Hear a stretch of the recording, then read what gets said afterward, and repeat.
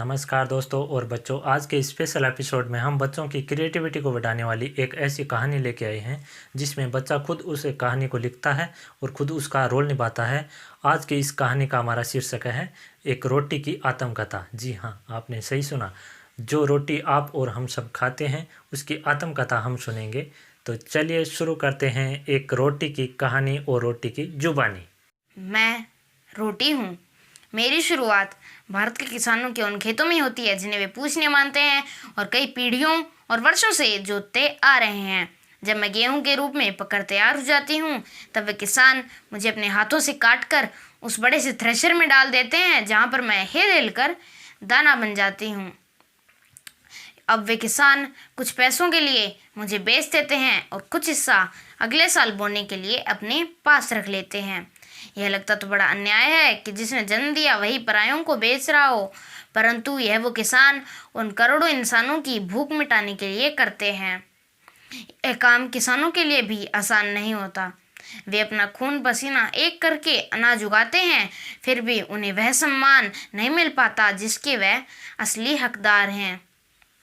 ये मुझे बेचना एक तरीके से अच्छा भी है, क्योंकि यहीं से मैं भारत के लोगों की भूख मिटाने के लिए पहुंच जाती हूँ। वे लोग मुझे चक्की में डालकर मुझे पीस पीस कर आटा बना देते हैं। अब मेरा रूप आटे में बदल गया है।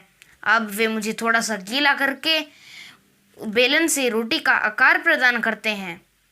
अब मेरी बारी उस गर्मा गर्म तवे पर जाने की है। मेरे लिए उसका तापमान सूर्य से भी अधिक है। उस गर्मा गर्म तवे के तापमान को कुछ देर सहने के बाद, उस तवे पर कुछ देर रहने के बाद मैं गर्मा गर्म रोटी बनके तैयार हूँ।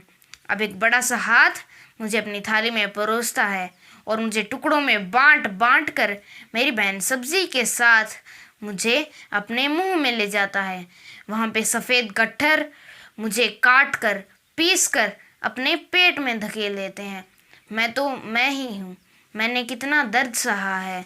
क्या इसी दिन के लिए कि मैं एक दिन उस इंसान के पेट में चली जाऊं जिसने अभी तक मेरे लिए कुछ नहीं किया? क्या मुझे जीवन इसी बात के लिए मिला है?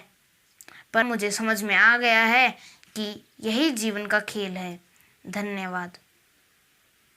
Like and share if you think that this video is helpful, and subscribe for more videos like this.